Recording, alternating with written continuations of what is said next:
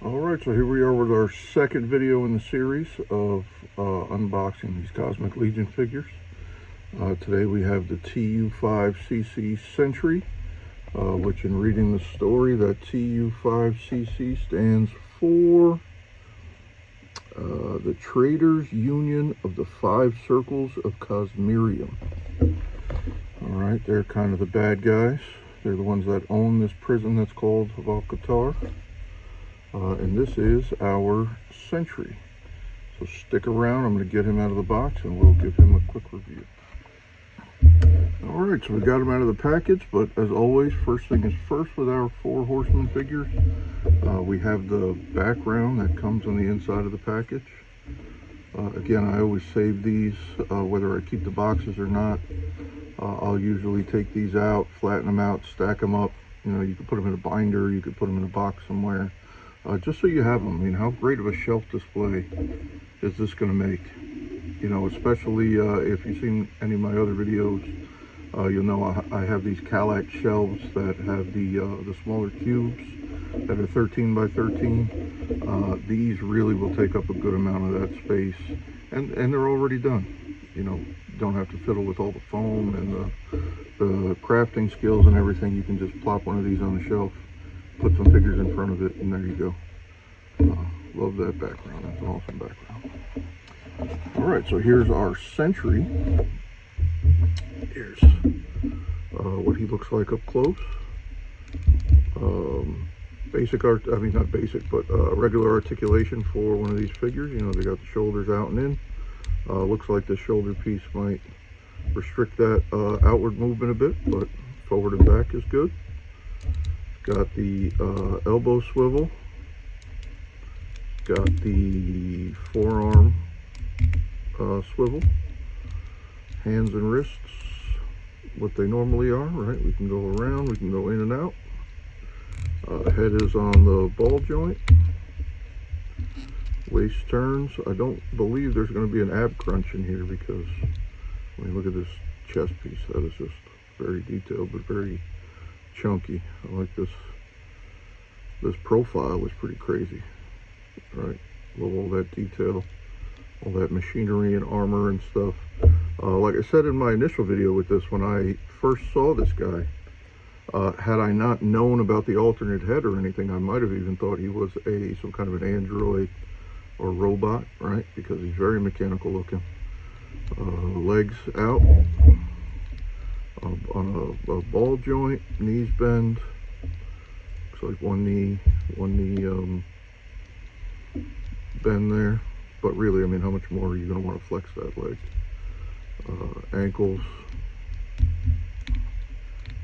around, up and down, back and forth.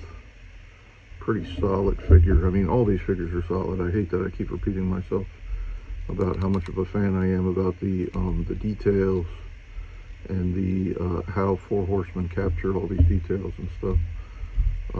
Awesome figure.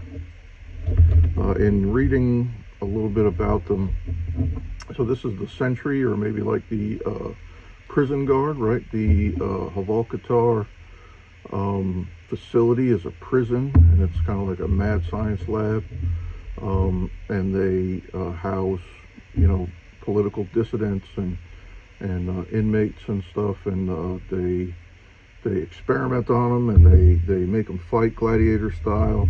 And this guy is kind of just the, you know, one of the sentries. Maybe he mans a watchtower, maybe he walks a unit or something, but he's just kind of like the foot soldier is what I gather. He does come with a sniper rifle, I do believe this is the same rifle that came with our last figure. Doesn't have the same metallic sheen that the last one had, but still a great mold, great figure. I mean, great silhouette, great looking rifle. It does not have the sling that the other one had, but you know, we'll see how it goes. We'll see how it looks. He comes with this shorter, kind of close quarters rifle. It has kind of like a tactical kind of look to it, right? The low profile stock, but generally identifiable, right? It's not too sci-fi, but just sci-fi enough. All right, we've got two alternate hands, which appear to be kind of holding hands, right, to hold stuff. It's good, and they're just balled up enough that they can be, you know, some fist hands. All right, we have two, look like two wrist-mounted kind of guns of some kind, right? And you can tell that because it has these pegs that slot into these different spots all over the figure, where you can kind of hold his different gear, and you do that by using either the pegs that are on the accessory itself, or you can use these clear kind of acrylic pegs that slot into the side of the different accessories, and then you can slot them into, you know, the figure, right? I don't know that I would hold that big a rifle there, but I mean, you could if that's what you wanted to do. Really works well with you know, smaller sidearms like that last figure that we reviewed, or even these. I have a feeling these are going to look pretty sweet when they're on the figure. He also comes with what appears to be a big space helmet. I don't know if it'll fit over this. Yeah, it'll fit over this head. But I have a feeling that it's really going to come in handy when we put on his alternate head. Now look at that. That is a creepy alien head, if ever there was one, right? It's got all these eyeballs. It's got that face that is identifiable as a face, but just different enough to scare the crap out of you if you weren't expecting it. I don't know what that is. Maybe that's just some errant paint somewhere, but look at this sculpt. All these little details, the paint color to show depth there. That is pretty cool. All right, so we're going to take this figure and we're going to put some of his doodads on him, and we will come back and see how we like him in his different configurations. As I was moving him around and getting a feel for him, I noticed that this could come off, and there is some definite detail under there. Look at that. That's pretty cool. I think we'll probably see that a little better in one of our other figures where this piece is clear and you're kind of able to see through it. But maybe there's some way that we can display that a little better with him.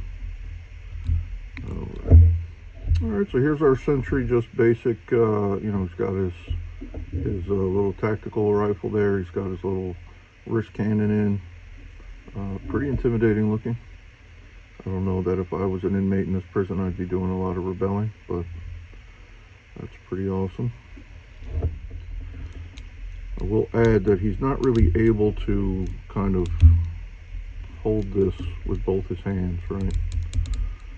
I'm not really seeing how he would be able to reach across with how limited his arms are. But I mean, if we're just setting him up, you know, we're just setting up a diorama or a scene or something, that might be enough, right?